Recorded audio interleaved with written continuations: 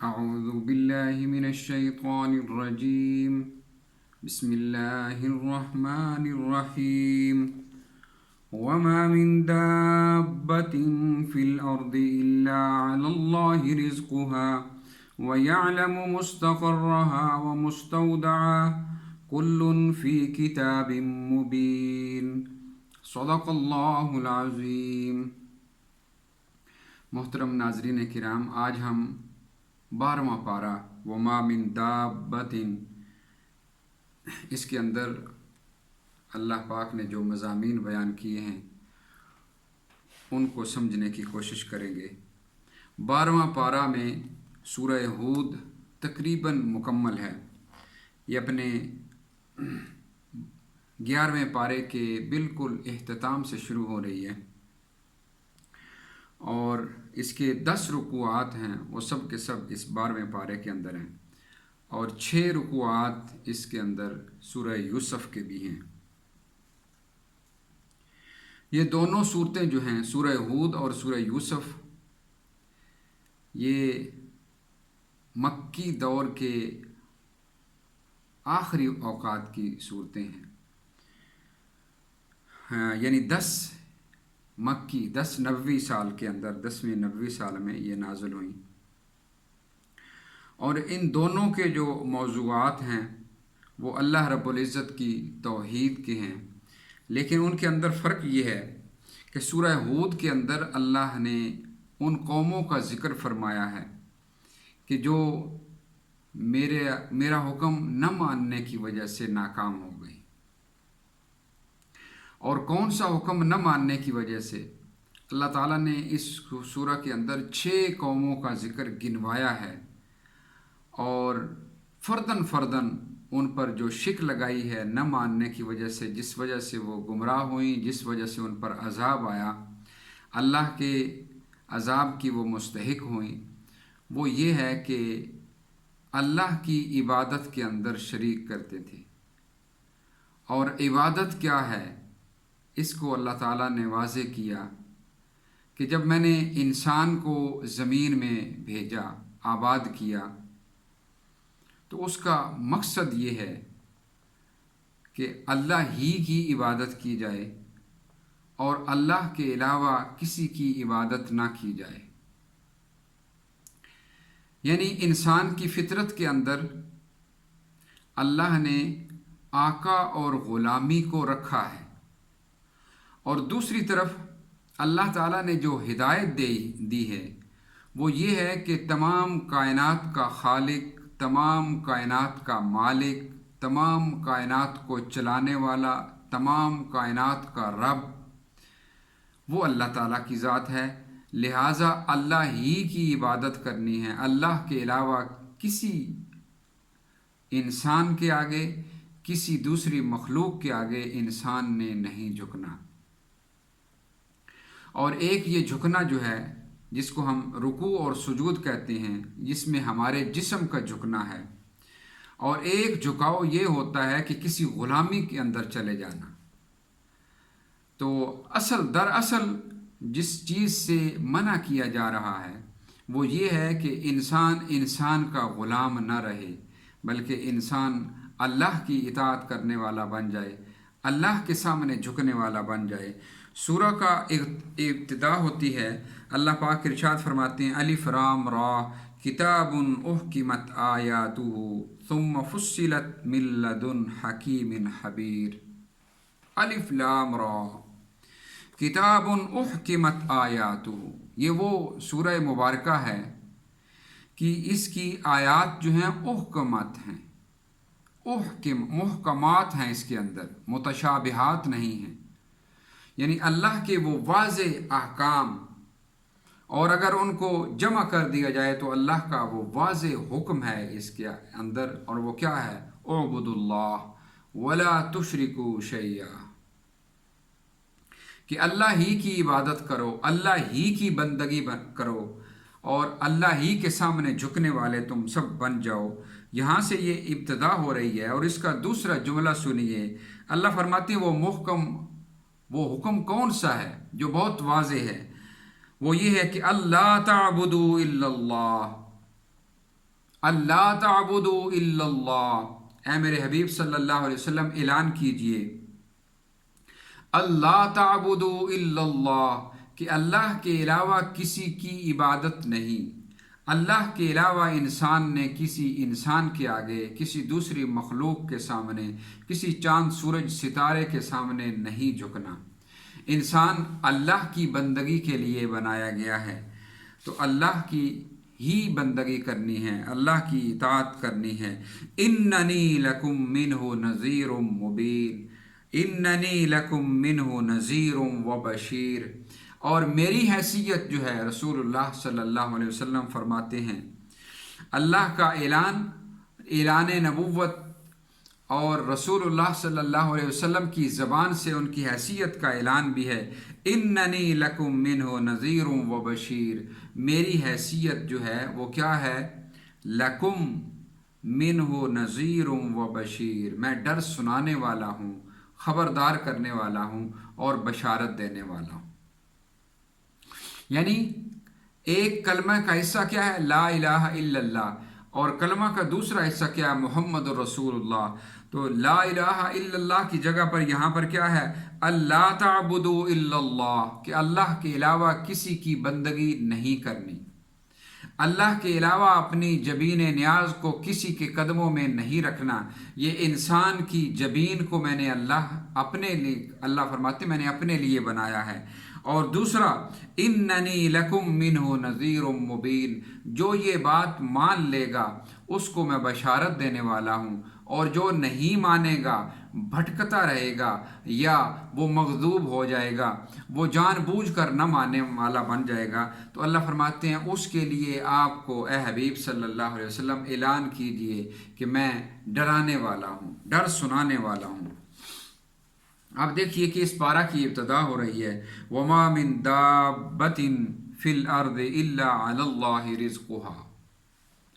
کہ انسان جو ہے وہ اپنے رب تلاش کرتا ہے،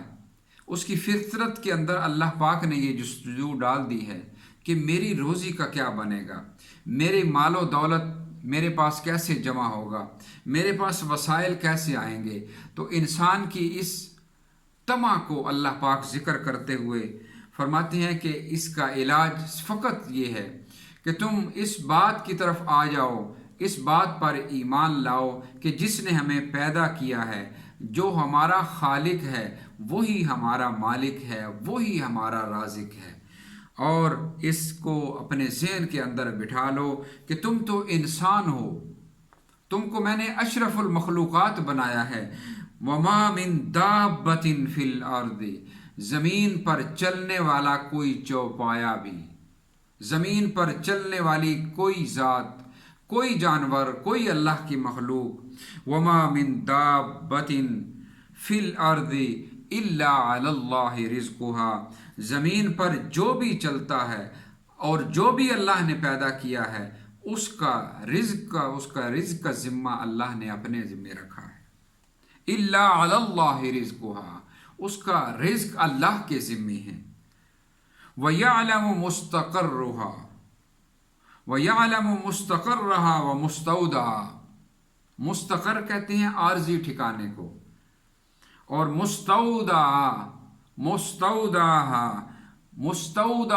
کہتے ہیں مستقل ٹھکانے کو، جہاں پر اس نے لوٹنا ہے۔ اللہ فرماتے ہیں یہ دونوں جو ٹھکانے ہیں، جتنا اس نے یہاں اس دنیا کے اندر ٹھہرنا ہے اور جب اس نے لوٹ کر میرے پاس آ جانا ہے، یہ دونوں میں جانتا ہوں۔ یہ دونوں جب جاننے والا میں ہوں تو کوئی اور رزق کیسے ریکمینڈ کر سکتا ہے؟ جب اس کو جاننے والا میں ہوں، اس کا یہاں پر دنیا میں سٹے کتنا ہے، جس نے اس کو پیدا کیا، جس نے اس کا یہاں پر سٹے مختص کیا، جس نے اس کو یہاں پر ٹھہرایا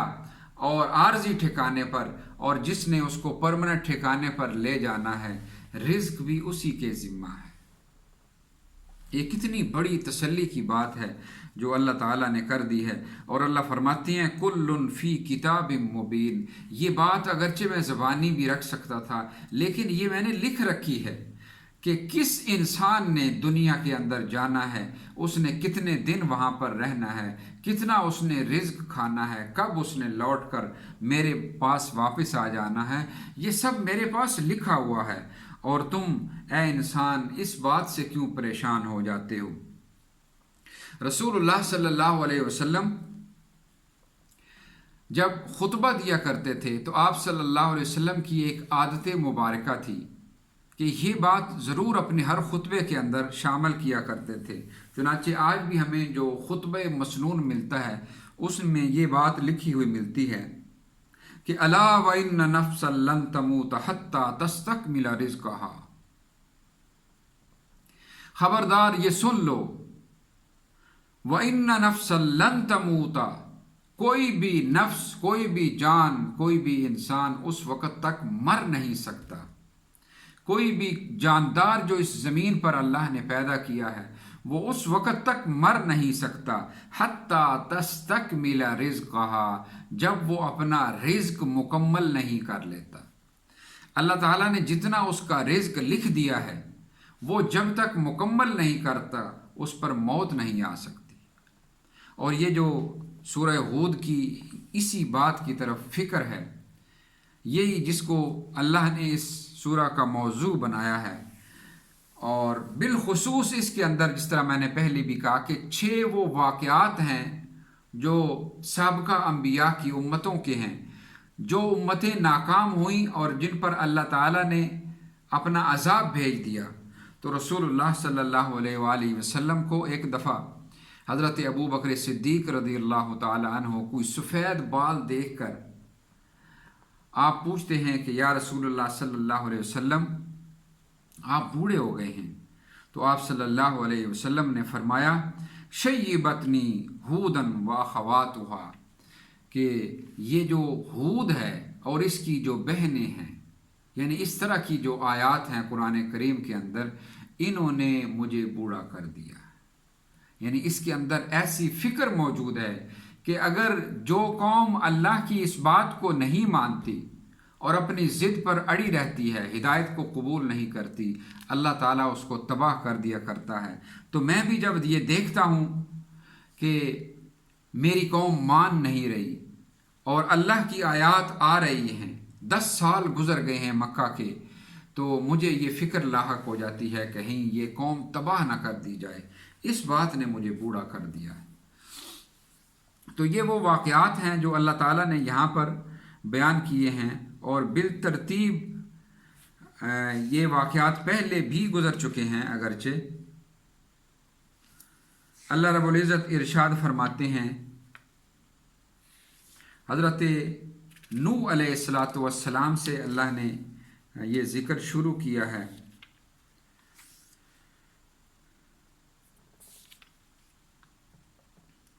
اور حضرت نوح علیہ السلام وَأُوحِيَ إِلَى نُوحٍ أَنَّهُ لَن يُؤْمِنَ مِن قَوْمِكَ إِلَّا مَن قَدْ آمَنَ، اور پھر آگے چل کے اللہ پاک ارشاد فرماتے ہیں کہ حضرت نوح کا جو پیغام تھا، اللہ تعبدوا الا اللہ انی اخاف علیکم عذاب یوم علیم، کہ اللہ کے علاوہ کسی کی بندگی نہیں ہے، صرف اللہ کی بندگی ہے۔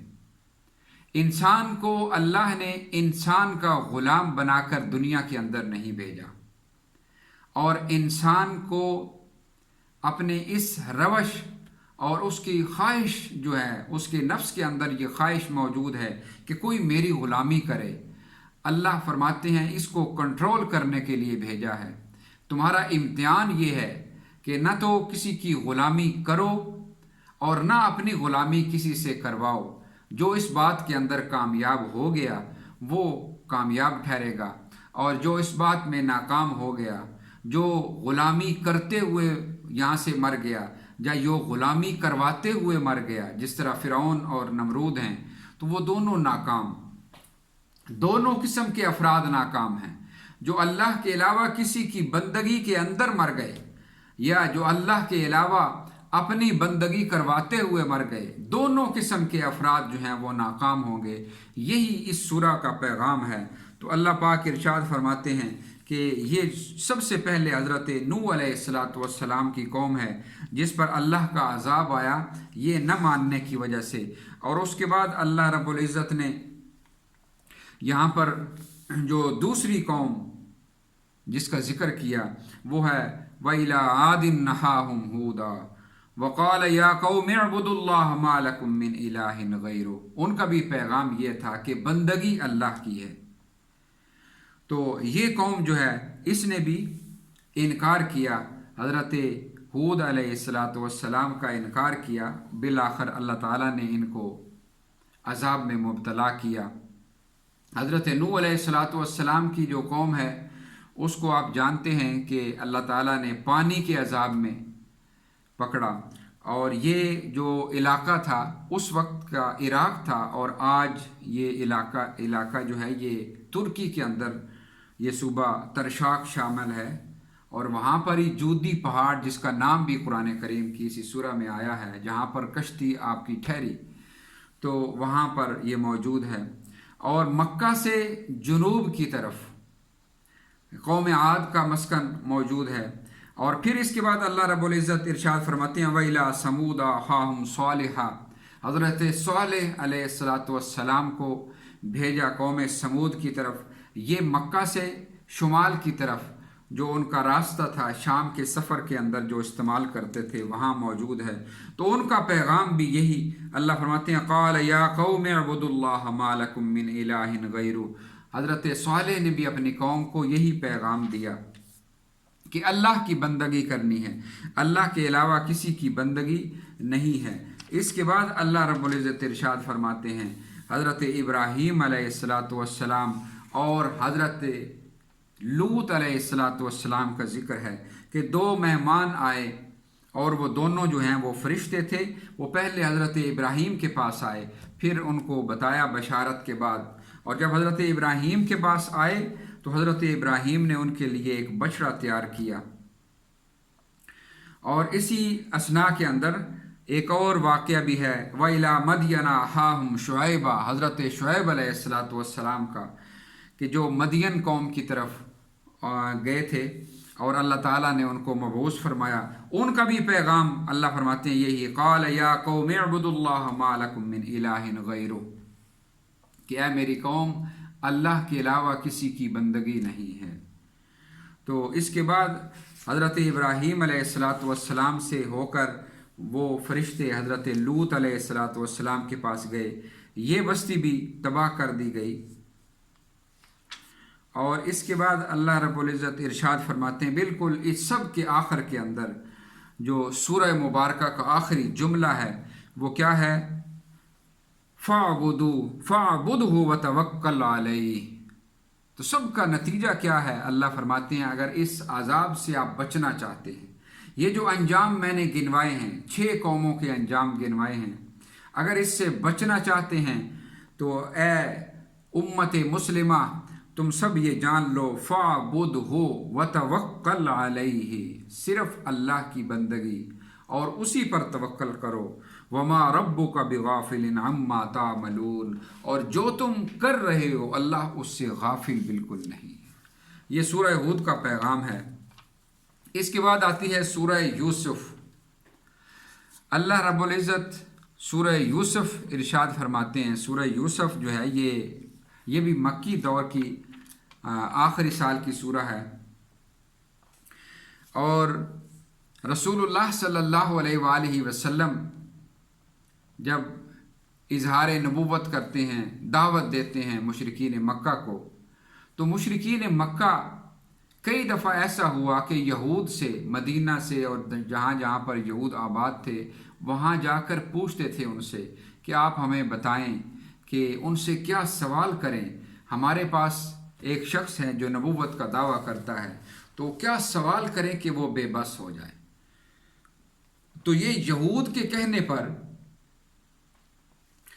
حضور نبی کریم صلی اللہ علیہ وآلہ وسلم سے سوال کیا گیا کہ آپ بہت بنی اسرائیل کا ذکر کرتے ہیں کہ حضرت موسیٰ جو ہے وہ بنی اسرائیل کو نکال کر لائے مصر سے اور انہوں نے آ کر فلسطین میں آباد کیا، یہ بتائیے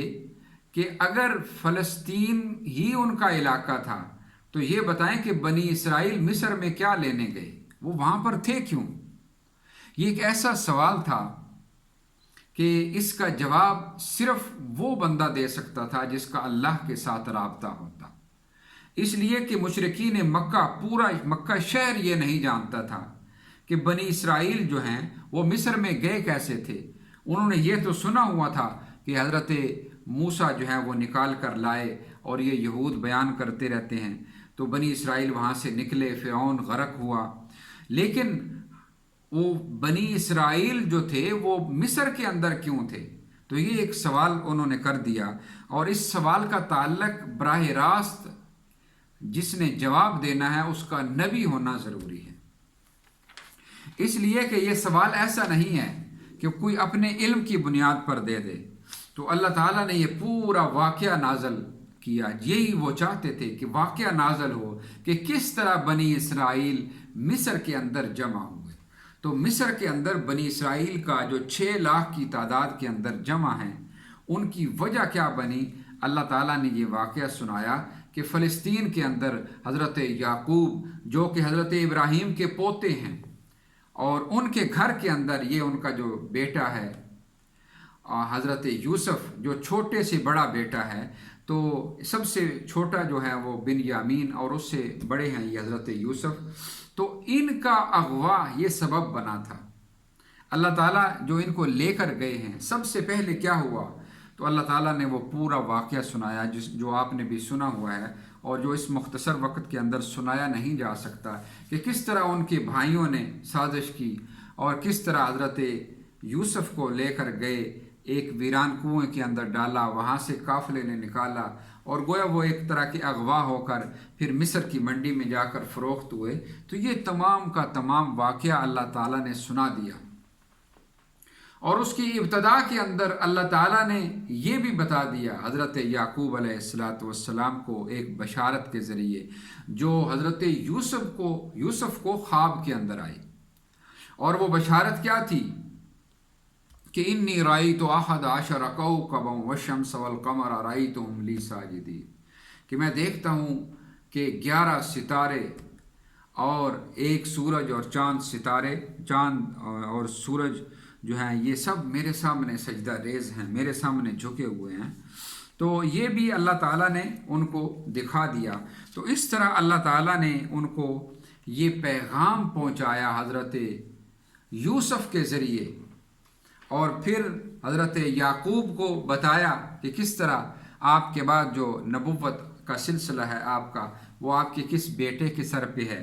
اور پھر اس کے بعد مشرکین مکہ کو بتایا کہ یہ جو آپ کے پاس سنانے والے ہیں جناب محمد الرسول اللہ صلی اللہ علیہ وسلم، یہ اللہ کی طرف سے سچے رسول ہیں۔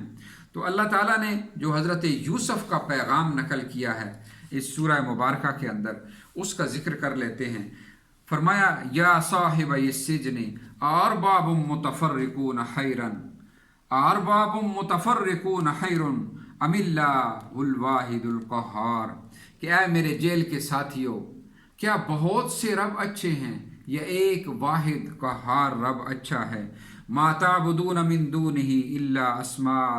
سمیتموها انتم وآباؤکم ما انزل اللہ بها من سلطان ان الحکم الا للہ امر اللہ تعبدوا الا ایاہ۔ سن لو، اللہ کا ہی حکم ہے۔ دنیا کے اندر جو اللہ نے انسان کو بسایا ہے، تو اللہ نے اس لیے نہیں بسایا کہ میں انسان کو بنا رہا ہوں، اشرف المخلوقات کو بنا رہا ہوں، اور یہ دنیا کے اندر جائے گا، اور اس میں سے بعض انسان بعض پر حاکم ہو جائیں گے، بعض انسان بعض کے لیے قانون بنایا کریں گے، بعض انسان بعض کے معقوم ہو جایا کریں گے۔ اللہ فرماتے ہیں نہیں، بلکہ ان الحکم الا للہ، اس انسان کو میں نے اشرف المخلوقات اس لیے بنایا ہے کہ یہ زمین پر جا کر میرے حکم کا پرچار کرے گا، میرے حکم کی تابعداری کرے گا، میری بندگی کرے گا۔ ان الحکم الا للہ امر اللہ تعبدوا الا ایاہ، اور اس کا حکم یہ ہے کہ فقط اسی کی بندگی ہے، اسی کی بندگی ہے۔ ذالک الدین القیم، یہی دین ہے، یہی میرا قانون ہے